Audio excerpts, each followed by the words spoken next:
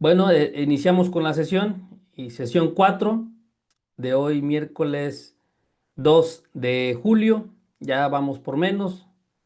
Así es que vamos a empezar con el primer tema del día de hoy, que son los lineamientos para la integración, organización y funcionamiento de los consejos técnicos escolares. Tres motivos, ¿verdad? Integrarlos, organizarlos y darles funcionamiento, que funcionen. Ese es el motivo de este documento. Sin embargo, hoy vamos a hablar únicamente de dos puntos, que sería la organización y el funcionamiento. Más del funcionamiento que en cuanto a la organización, sí, de ambos.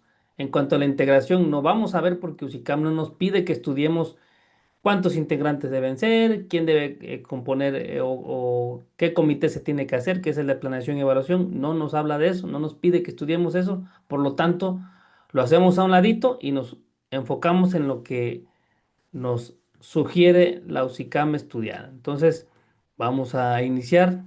Y les decía que solo son dos artículos que nos pide estudiar la USICAM, el artículo 7 y el artículo 8. ¿De qué nos habla el artículo 7? De los propósitos del Consejo Técnico Escolar. ¿Cuáles son? Uno, construir un proyecto educativo en cada escuela cimentado en la diversidad, en la desigualdad y en contextos diferenciados. Creo que es muy sencillo de entender esta parte, construir un proyecto en nuestra escuela. Obviamente tiene que ser un proyecto educativo, académico, si le quieren llamar, pero que esté fundado, que esté cimentado, que esté construido a partir de la diversidad, de las diferencias y pensando en las desigualdades que viven nuestros estudiantes. Dos, priorizar el interés superior de niñas, niños, adolescentes y jóvenes que les permitan formarse como ciudadanos de una sociedad democrática con justicia social. Tres, propiciar espacios de formación entre maestros, maestras, que les permitan ejercer plenamente su autonomía profesional. ¿Sí? El, la fracción uno habla de la escuela, la fracción 2 habla de los estudiantes, la fracción 3 habla de los docentes. La fracción 4 nos dice que el propósito, uno de sus propósitos es deliberar sobre el currículo, considerando aquello que es pertinente y necesario de acuerdo con las condiciones concretas de existencia en las que viven y trabajan. Ahí está hablando de manera general sobre los estudiantes, incluso hasta los padres de familia, considerar las condiciones en las que ellos viven para adaptarlo o traerlo al currículo. La fracción 5, contextualizar los contenidos de los programas sintéticos para atender necesidades formativas de estudiantes de acuerdo con la realidad social, territorial, cultural, ambiental, económica y educativa de cada escuela. 6. Planear, implementar y dar seguimiento a los procesos de mejora continua, priorizando la solución de problemas específicos de la escuela, el desarrollo humano integral, al máximo logro de aprendizajes y capacidades de las y los alumnos, contribuyendo al desarrollo de su pensamiento crítico, así como al fortalecimiento de los lazos de la escuela con la comunidad. Fracción 7. Analizar de forma permanente el logro de los aprendizajes y capacidades del alumnado, e identificar los retos que debe superar la escuela para brindar oportunidades de aprendizaje con inclusión, equidad, igualdad de género e interculturalidad. Entonces, ¿qué tenemos que hacer en la escuela? Analizar cómo están nuestros alumnos de manera permanente para que podamos identificar los retos, ¿verdad? Fracción 8. Abordar cualquier tema o proceso educativo que se considere necesario, siempre y cuando esté en función de la mejora continua de las escuelas, contribuyendo al máximo logro de aprendizajes. Esta parte es donde nosotros la ocupamos en el Consejo Técnico para algunos otros pendientes, ¿verdad? Que tengamos, ¿no? Tiene que ver con generalidades, como por ejemplo el tema de la clausura, algún café literario que se tenga, algún asunto donde sea provechoso para nuestros alumnos, ¿verdad?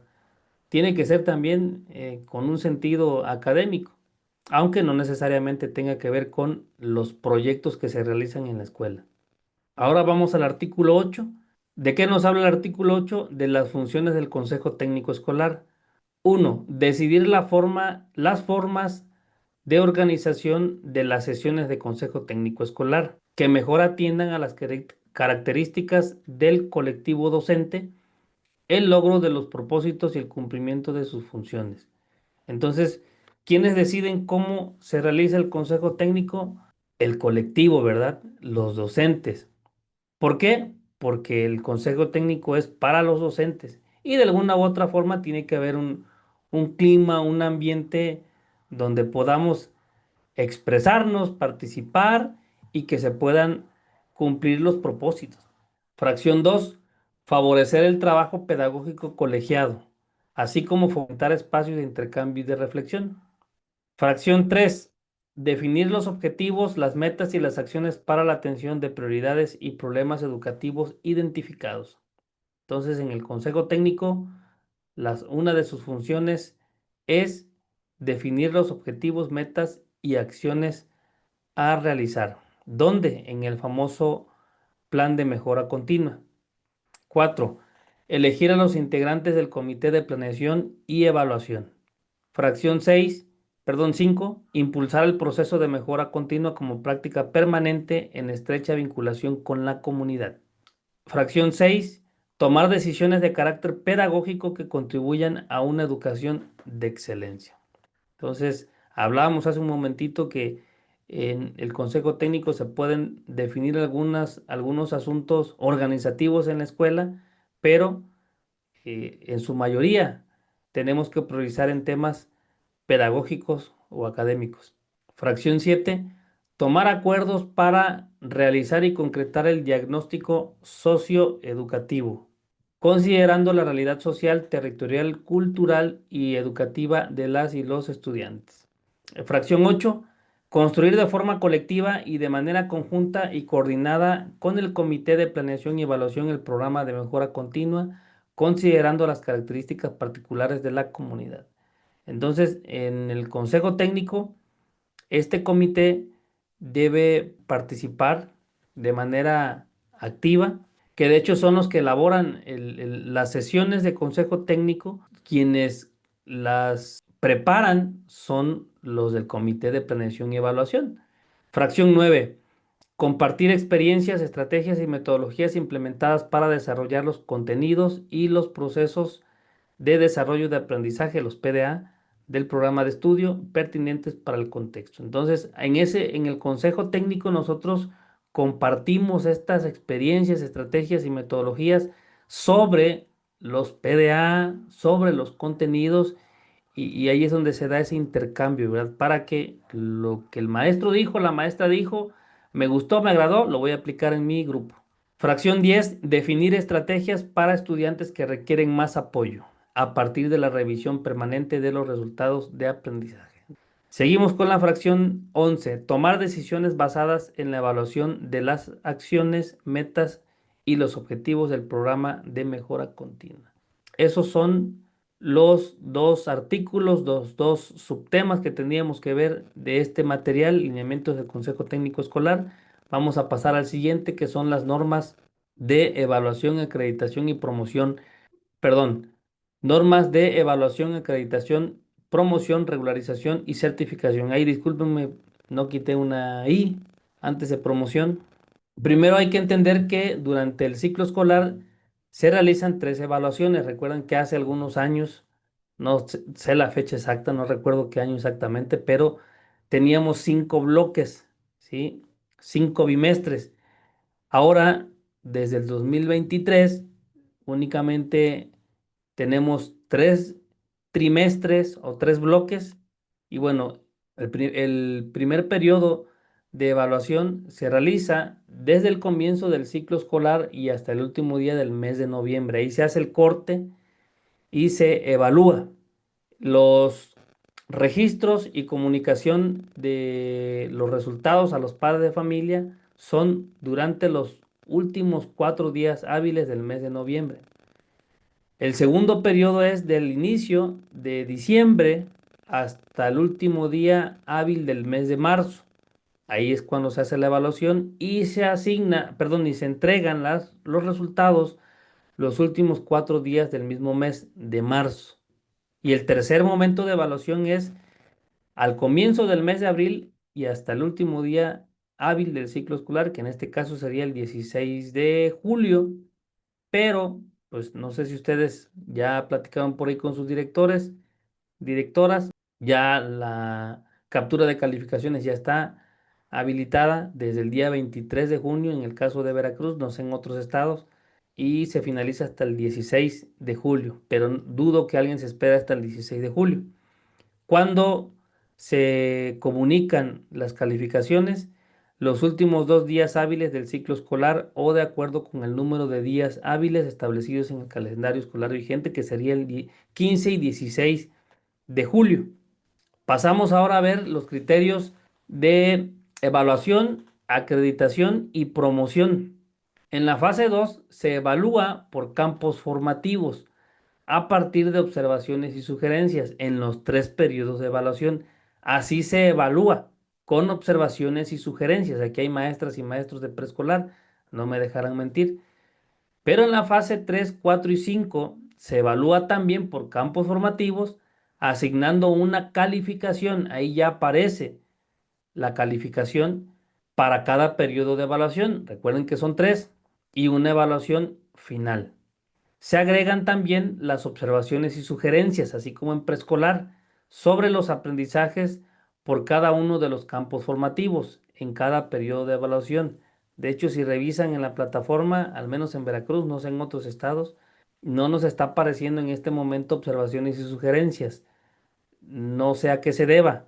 Yo lo relaciono al tema de que debería ser por campos formativos y anteriormente, al menos en secundaria, no sé en primaria, porque yo no tengo acceso a las plataformas de primaria, cómo aparecía.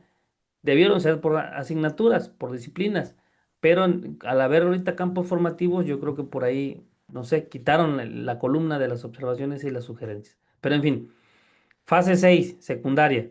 Se evalúa por disciplinas organizadas por campos formativos también, pero aquí se asigna una calificación a cada disciplina o lo que llamábamos anteriormente asignatura en cada periodo de evaluación. Recuerden que son 3 y una evaluación final. De igual forma se agregan observaciones y sugerencias como en preescolar y en primaria. En la fase 2 preescolar, ¿qué se hace con los resultados de la evaluación? Cuando yo ya valoré cómo está el alumno, bueno, pues hago mis observaciones y sugerencias de cada uno de los campos, pero sin utilizar valores numéricos, calificaciones. ¿Cuál es el criterio de acreditación en preescolar? Se acredita con el solo hecho de haber cursado el grado correspondiente. ¿Cuál es el criterio de promoción?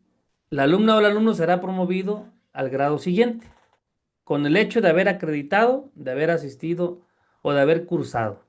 La fase 3, que es primero y segundo de primaria. ¿Qué se hace con el resultado de evaluación? Bueno, son números enteros en una escala del 6 al 10, así como con observaciones y sugerencias en cada uno de los campos formativos. Recuerden que en preescolar y primaria solo son 4 campos formativos, lo que pudiéramos llamar 4 asignaturas. Solo vienen esos 4 espacios en la boleta, ¿verdad? Criterio de acreditación. El primer grado se acredita con el solo hecho de haber cursado el grado correspondiente, lo mismo que preescolar, pero en segundo grado se acredita cuando obtenga un promedio final mínimo de 6 en los campos formativos. Es decir, en los 4 campos debe tener el alumno mínimo 6 de calificación para pasar de segundo grado a tercer grado. Los maestros que dieron segundo ahorita lo deben estar viendo, ¿verdad? Con sus alumnos. ¿Cuál es el criterio de promoción? La alumna o el alumno que curse el primer grado será promovida al siguiente grado y en segundo grado será promovida al grado siguiente cuando haya acreditado los 4 campos en su calificación final con 6. Vamos ahora con la fase 4 y fase 5. Seguimos en primaria. Fase 4, que son tercero y cuarto de primaria. Y fase 5 es quinto y sexto de primaria. Los resultados de evaluación en la fase 4 y 5 son números enteros en escala del 5 al 10 y los promedios con un número entero y un decimal, así como con observaciones y sugerencias. La calificación de 5 es reprobatoria y de 6 a 10 son aprobatorias. ¿Cuáles son los criterios de acreditación? Tercero, cuarto, quinto y sexto grado acredita cuando obtenga un promedio final mínimo de 6, lo mismo que en segundo grado. Y el criterio de promoción, tercero, cuarto y quinto será promovido, promovida al siguiente grado cuando, o nivel en el caso de los de sexto, acredite con un promedio final mínimo de 6 los campos formativos, los 4 campos, ¿verdad? Y en secundaria es donde cambia un poquito la dinámica. Los resultados de evaluación dicen que para cada una de las disciplinas que conforman los campos formativos, las calificaciones se expresan en números enteros, en una escala del 5 al 10, y los promedios con un número entero y un decimal, similar como lo mencionamos ahí con tercero, cuarto, quinto y sexto. La calificación 5 es reprobatoria y de 6 a 10 son aprobatorias. El criterio de acreditación será acreditado cuando obtenga un promedio final mínimo de 6 en cada disciplina que conforman los campos formativos.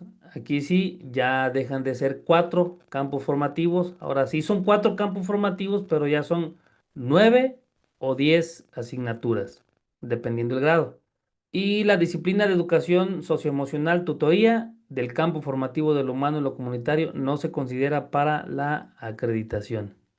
Fase 6, secundaria. ¿Cuáles son los criterios de promoción? Será promovido al siguiente grado cuando haya acreditado con un promedio final mínimo de 6 en cada disciplina.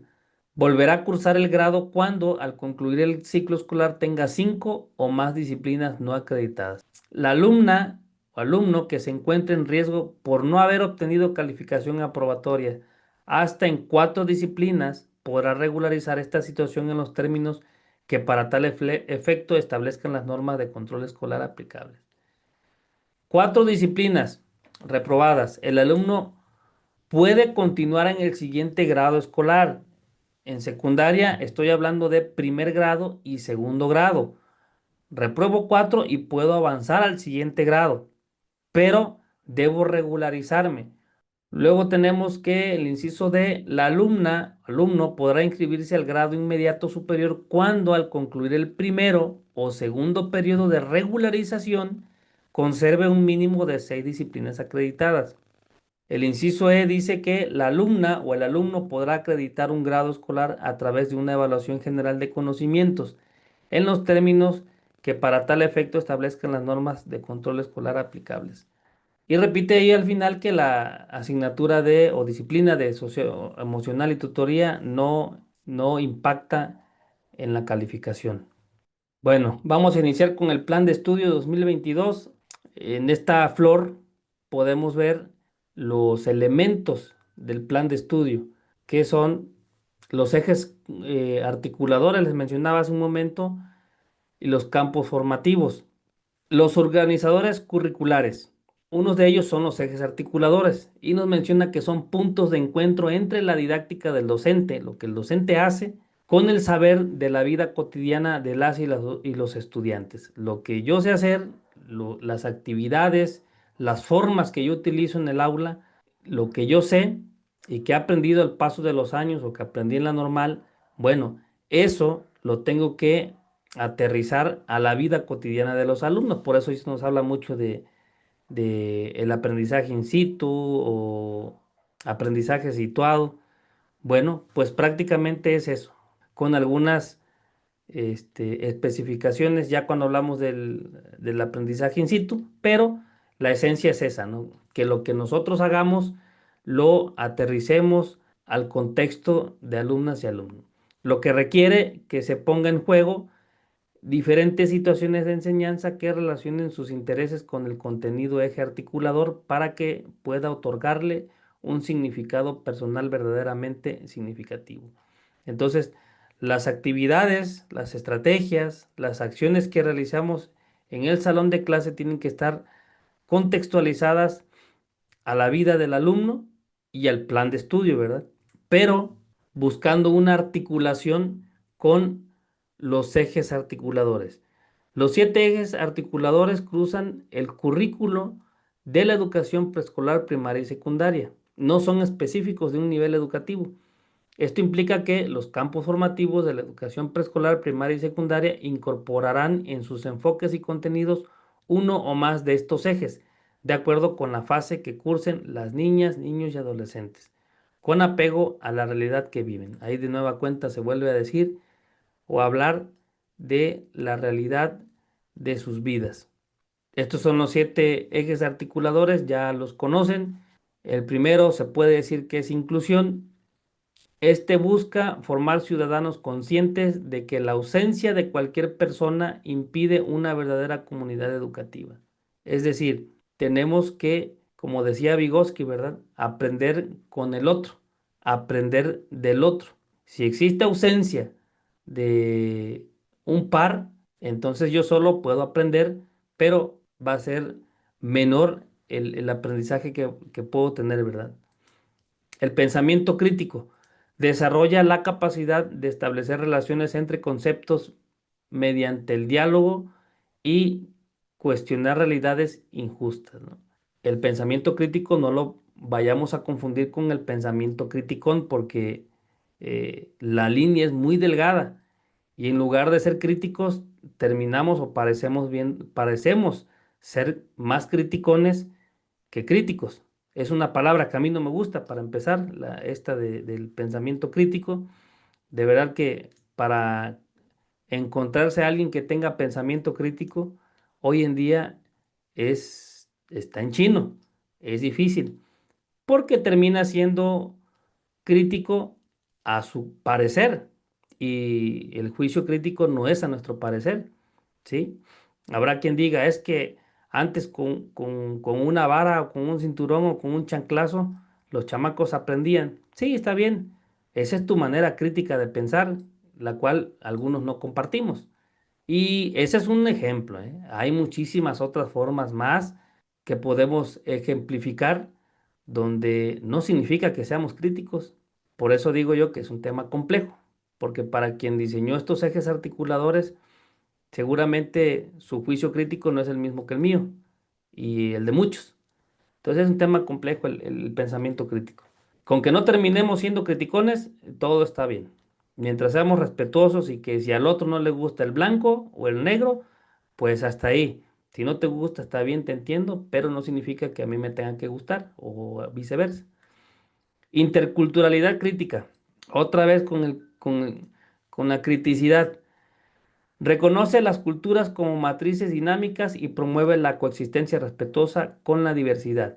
Ya en su definición ya es otra cosa, ¿verdad? Y sabemos que la interculturalidad es buena, es bonita, porque nos enseña, compartimos y escuchamos formas de pensar diferentes, ¿no? Y ahí es donde se mueve la interculturalidad crítica, ¿no? Y tiene que ver con lo que mencionaba hace un momentito, ¿no? Digo, no hay necesidad de criticar, podemos escucharnos, podemos entendernos, y no significa que tengamos que estar de acuerdo en algo o en desacuerdo. Simple y sencillamente escucharnos, tratar de entendernos, y bueno, hasta allí. Luego nos vamos a ir con la apropiación de las esculturas a través de la lectura y la escritura, que es el último eje articulador, pero pues aquí ya en este esquema circular que tenemos ya lo vamos a ver. Parte de la lectura y la escritura. ¿Qué es lo que busca? Promueve el derecho a la democratización de la lectura, respetando la diversidad lingüística de México. Busca convertir la escuela en una comunidad de lectores y escritores activos. Esta parte a mí me encanta porque es dinamizar los elementos culturales que tengamos, aprovechar todos esos recursos culturales. Por ejemplo, en el pueblo donde trabajo, el otro día los alumnos me contaban de que allá por el cerro sale una mujer por las noches, como la Llorona. Entonces, es rescatable, eso es bonito. No significa que yo esté aplaudiendo o que esté diciendo que me encanta escuchar leyendas de terror, de horror o eso. No, digo, en algún momento me gustó mucho, pero no significa eso, sino que hacer que una persona hable, hacer que una persona se exprese, ya sea de manera verbal o de manera escrita, pues ese es un logro, porque ustedes saben que cuando los alumnos les preguntamos algo, lanzamos una pregunta, Nadie contesta nada. Contesta el que siempre contesta, la que siempre contesta. Pero hacer que alguien hable, pero no solo que hable, lo difícil es hacer que alguien hable con argumento. Lo difícil es hacer que alguien hable con estructura y que logre hilar ideas. Eso es muy difícil, compañeros. Por eso hoy en día la mayoría de los políticos o personas que están en algún cargo público, funcionarios, sacan su discurso y empiezan a leerlo. Digo, no está mal, pero algunos otros no. Tienen la capacidad de pararse al frente de masas y hacer discursos en el momento. Eso es lo que lo que no cualquiera hace. Y no es vender humo, es tener la capacidad de poder estructurar ideas, coordinarlas y bueno, eso muy pocos, ¿verdad? Pero me encanta esta idea de la apropiación de las culturas a través de la lectura y la escritura. Artes y experiencias estéticas. Valora la exploración sensible del mundo y el poder formativo del arte como la expresión, la cultura, la comunicación y la cognición, integrando la razón con los sentimientos para un pensamiento genuino. Las artes y las experiencias estéticas es como que la parte diferente, como que la parte que tenemos que aprovechar para que los alumnos los podamos llevar al lugar donde queremos llevarlos con cualquier tema, pero haciendo uso de estos recursos, ¿no? La pintura, incluso la música, la danza, y bueno, todos los elementos que componen a las diferentes artes, ¿no? Artes, perdón. Vida saludable. Busca una formación progresiva para que los estudiantes comprendan la relación entre el medio ambiente, la dinámica social y su impacto en la salud. Aborda la alimentación, el manejo de residuos y las actividades físicas para nuestro bienestar. Un tema importantísimo, compañeros, este eje articulador, que yo pienso que si nos dedicáramos únicamente a trabajar sobre los ejes articuladores, tendríamos mucha tela de dónde cortar, tendríamos muchos temas, pero bueno, hay que sujetarnos al plan de estudio, ¿verdad?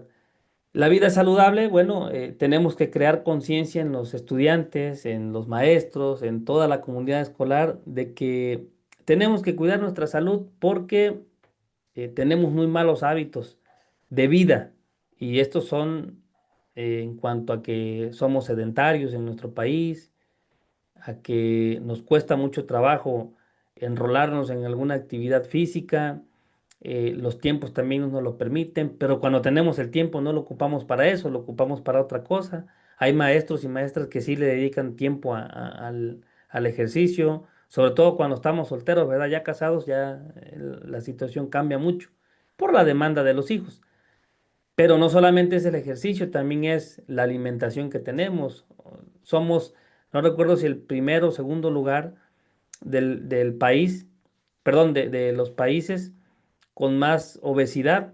Y pues bueno, ese es un tema que los responsables somos nosotros, no es el gobierno, no es nadie más. Sí es cierto, ellos contribuyen mucho en autorizar tanta venta de cosas, ¿no? Hoy en día ya restringieron la venta de chucherías en las escuelas y pues es un gran paso, a fuerza, pero es un gran paso. Y aún así hay muchos maestros que se quejan porque ya no les dejan tomar la coca, que se quejan porque no les dejan comer los doritos y ya saben, ¿no?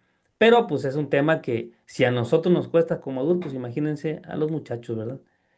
Y el último, igualdad de género, que es un tema también vital, importante. Hoy en día lo vimos en la sesión número 7 del Consejo Técnico Escolar. Esa ausencia de igualdad de género nos ha llevado a violencia y en específico contra la mujer, porque todavía somos un país machista. Principio democrático que busca cuestionar prácticas que asignan identidades de forma desigual. No solamente habla de la igualdad de género, porque recuerden que hoy no solamente hay un género hombre y género mujer, hay muchos otros géneros más. No nos vamos a meter en ese tema porque no es el tema en esta ocasión. Lo único es que tenemos que respetar los géneros y darle el lugar que corresponde a cada uno, que no estereotipemos, que no digamos que las niñas tienen que únicamente, si al caso, estudiar la primaria y de ahí se tienen que casar o tienen que irse a trabajar a la casa. No, las niñas tienen derecho también a estudiar y a ser abogados, licenciados, lo que quieran estudiar. Pero todavía seguimos viviendo en un país tercermundista en ese tema. Y en casi todos los temas que están aquí, los ejes articuladores, todavía tenemos mucho que trabajar por ello, ¿verdad? Ahora vamos a hablar de los campos formativos. Un campo formativo no es la suma de los contenidos que lo conforman y desde ahí otorga sentido a la realidad. No lo es eso, ¿eh? No es la suma de contenidos, no es la suma de PDA. Más bien, es el trasfondo ante el que resalta lo que existe en él. En este caso, la pluralidad de saberes y conocimientos de distintas disciplinas con los cuales acercarse a la realidad que se quiere estudiar. Entonces, tenemos un tema, las plantas, y vamos a conocer los saberes, los conocimientos que contienen las distintas disciplinas que hablen sobre las plantas y también los saberes que los alumnos ya traen consigo, ¿verdad? ¿Por qué? Porque tenemos que acercar esos conocimientos de las plantas que vienen en los libros, que están en el internet, tenemos que acercarlos a la realidad de los alumnos, ¿sí? Esos son los campos formativos, un puente entre la ciencia y lo que los alumnos saben. Se alejan de una visión universal del conocimiento para integrar diversas disciplinas y ofrecer una comprensión más compleja y plural de la realidad. Articula saberes y conocimientos, promoviendo cambios en la relación con el conocimiento. Antes, desde el modelo educativo anterior y hacia atrás, todos los anteriores, la educación era vista de manera segmentada. Tan es así que desde primaria hasta niveles superiores se concebían asignaturas. Hoy en día todavía sigue siendo, pero si se dan cuenta en algunas currículas universitarias, las asignaturas ya no son filosofía, las asignaturas ya no son letras, ya ahora son eh, asignaturas más complejas, dinámica de la pedagogía de los años tal. Es decir, ya ha evolucionado también esta dinámica. ¿Por qué? Porque hoy ya no se estudia de manera separado el conocimiento como se hacía anteriormente, ¿verdad? Vamos a ver matemáticas y vamos a resolver unos ejercicios. Ahora se busca articular a las ciencias con lo que los alumnos saben, con lo que el docente también sabe y puede aportar con la realidad que se vive, ¿no? Por eso es que ahora el aprendizaje tiene, para que sea significativo, tiene que estar aterrizado al alumno, ¿verdad? El sentido de cada campo se construye desde la didáctica, que propicia la articulación de contenidos con los ejes articuladores y situaciones de enseñanza y aprendizaje vinculadas a la vida cotidiana de los estudiantes. Bueno, creo que ya es repetitivo mencionar esa articulación con la vida de los alumnos. Tenemos los cuatro campos. El primero es lenguajes. Dice el Plan de Estudio 2022 que reconoce a los lenguajes, los reconoce como instructores cognitivos y sociales para expresar, comunicar, pensar y representar el mundo. Entonces, desde una idea muy general, para eso sirven los lenguajes, para comunicar, expresar, pensar y representar, ¿sí? A como el niño, como el adolescente lo pueda hacer. Ya con la articulación con las ciencias, el conocimiento que se le lleva al aula, ya se tiene que reconstruir algo más concreto, algo más amplio, algo más sofisticado, si así le quieren llamar. Buscan los lenguajes que los estudiantes amplíen sus posibilidades de expresión, construyan significados compartidos, valoren la diversidad cultural y lingüística y exploren su sensibilidad y creatividad a través de la oralidad, la lectura, la escritura, la sensorialidad, la percepción y la composición. En secundaria incluyen español, inglés y artes. Saberes y pensamiento científico. Se centra en la comprensión y explicación de fenómenos y procesos naturales, Y, por ejemplo, el cuerpo humano, seres vivos, materia, energía, salud, ambiente, tecnología. Desde diversas perspectivas, incluyendo el conocimiento científico y su relación con lo social. ¿Cómo es que esto impacta a la sociedad, a las masas, a los pueblos? Promueve la capacidad de analizar distintas concepciones del mundo, tomar decisiones fundamentadas y desarrollar el pensamiento científico a través de la indagación, interpretación, experimentación y argumentación. En secundaria abarca matemáticas, biología, física y química. Pasamos a ética, naturaleza y sociedades. Aborda la relación del ser humano con la sociedad y la naturaleza, desde una comprensión crítica de los procesos sociales, políticos, naturales y culturales. Busca construir una postura ética que impulse una ciudadanía participativa, responsable y democrática, enfatizando el respeto a la dignidad y los derechos humanos, la responsabilidad ambiental y el análisis de las crisis ambientales, las relaciones interculturales, la igualdad de género y los derechos de los niños, niñas y adolescentes. En secundaria corresponde a geografía, historia y formación cívica y ética. Tal vez ustedes dirán que, oiga, profe, pero es que todos los campos formativos tienen que ver con la relación con los pueblos, con la naturaleza, con la cultura. Es correcto, es correcto. Todos los campos formativos tienen que ver con la relación que existe entre las ciencias de ese campo formativo y el impacto que tiene esa relación con la sociedad, con el ser humano, ¿verdad? Por último, de lo humano y lo comunitario.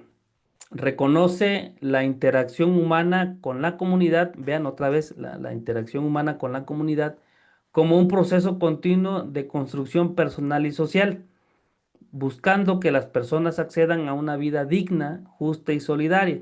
Su objeto de aprendizaje es la construcción de la identidad, sentido de pertenencia, conciencia de interdependencia y compromiso ético. Se centra en el conocimiento de sí mismo y de los demás, la vida emocional, el cuidado de la salud, el análisis crítico de problemas sociales y la valoración de saberes colectivos. Busca construir proyectos de vida para afrontar retos en familia, escuela y comunidad. En secundaria incluye tecnología, educación física y educación socioemocional o tutoría. Y por último tenemos cómo se encuentran distribuidas las fases en este plan de estudio. La fase uno es educación inicial, la fase 2 es preescolar en sus tres grados, primero, segundo y tercero, la fase 3 es primero y segundo de primaria, fase 4 tercero y cuarto de primaria, fase 5 educación, quinto y sexto de primaria y la fase 6 es primero y segundo de secundaria. ¿Qué son las fases de aprendizaje? Establecen secuencias pedagógicas esenciales que respetan la continuidad del proceso educativo desde la educación inicial hasta la secundaria, de 0 hasta los 15 años.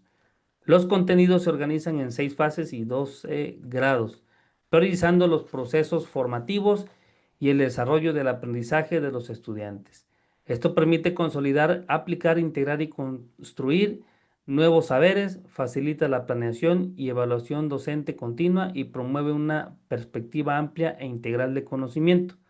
Este cambio a campos formativos y fases es de orden pedagógico didáctico y no afecta a los tipos de contratación de los maestros. Bueno, para manera de conclusión, esta organización de fases y de campos formativos promueve o busca que se promueva el sentido pedagógico y didáctico, porque como es secuencial, la cascada de aprendizajes que los alumnos van adquiriendo, pues es lo que facilita que al llegar a culminar la secundaria, pues ya hayan alcanzado el perfil de egreso que propone este plan de estudio.